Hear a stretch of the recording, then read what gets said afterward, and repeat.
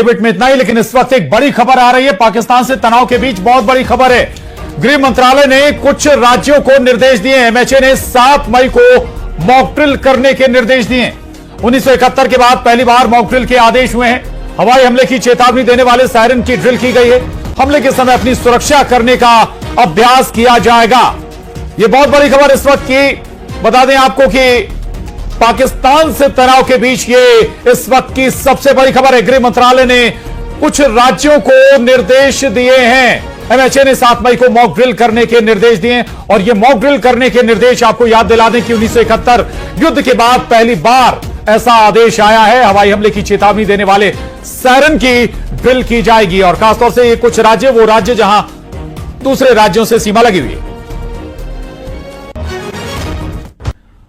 और चले अब खबर असरदार में आगे बढ़ते हैं। पहलगाम में आतंकी हमले के बाद से सरकार फुल एक्शन मोड में है। पीएमओ में ताबड़तोड़ बैठकों का दौर जारी है। एनएसए अजित डोभाल पीएम मोदी से मिलने पहुंचे और गृह सचिव और रक्षा सचिव ने भी प्रधानमंत्री नरेंद्र मोदी से मुलाकात की, जिसके बाद अब अंदाजा यह लगाया जा रहा है कि बहुत जल्द कुछ बड़ा होने वाला है। देखिए इस रिपोर्ट में।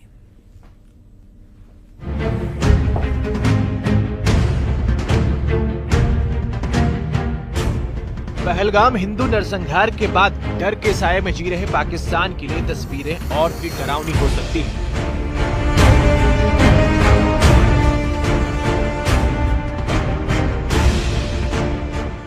पहलगाम हमले के बाद प्रधानमंत्री मोदी ने साफ कर दिया था कि एक भी आतंकी या आतंकियों को पनाह देने वालों को छोड़ा नहीं जाएगा और इसी कड़ी में प्रधानमंत्री की बैठकों का दौर जारी है।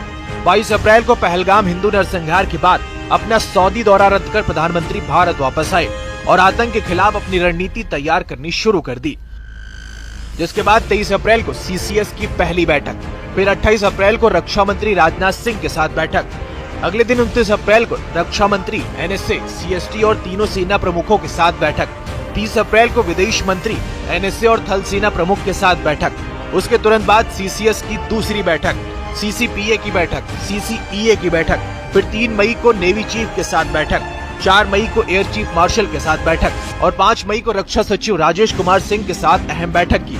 इसके तुरंत बाद पीएम मोदी ने एनएसए अजीत डोभाल के साथ साउथ ब्लॉक में मुलाकात की।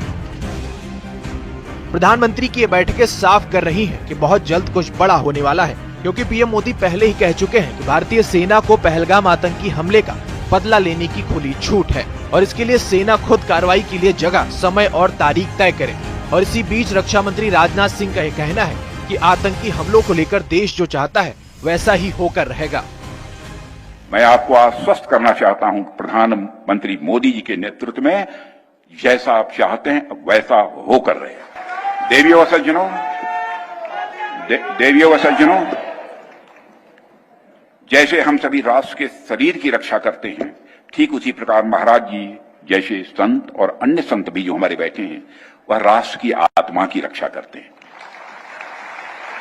सुधांशु जी महाराज जैसे संतों ने हमें बताया और यह करके दिखाया कि राष्ट्र की आत्मा की रक्षा तभी संभव है जब हम सब अपनी संस्कृति, अपने मूल्यों और साथ ही अध्यात्म से जुड़े रहें।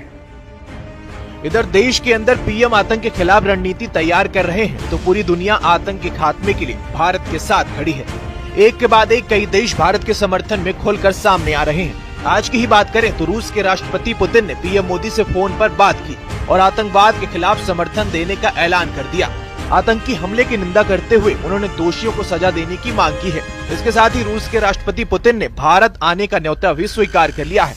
बताया गया है कि पुतिन एनुअल बायलैटरल समिट के लिए भारत आएंगे।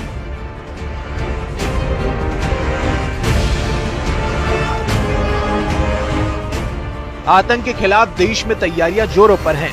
दुनिया के तमाम देश भारत के साथ खड़े हैं और इसी बीच गृह मंत्रालय ने कुछ राज्यों को तैयार रहने के निर्देश दे दिए हैं। एमएचए ने 7 मई को मॉक ड्रिल करने के निर्देश दिए हैं। हवाई हमले की चेतावनी देने वाले सायरन की ड्रिल भी की जाएगी, जिसमें हमले के समय अपनी सुरक्षा का अभ्यास होगा और इस अभ्यास में आम नागरिकों के साथ छात्र भी शामिल होंगे। एक के बाद एक कड़ी बैठकें, हर दिन आतंकिस्तान यानी आतंक और पाकिस्तान के खिलाफ चौतरफा कार्रवाई का मंथन, 2 बार सीसीएस की बैठक, गृह मंत्री, रक्षा मंत्री, विदेश मंत्री, एनएसए और सीडीएस के साथ कई दौर की मीटिंग, यहाँ तक कि सेना के तीनों अंगों के प्रमुखों से अलग अलग मुलाकात। जिसके बाद इस बात का अंदाजा लगाना मुश्किल नहीं कि बहुत जल्द आतंकिस्तान और पाकिस्तान के खिलाफ कुछ बड़ा होने वाला है। Bureau report, news 18।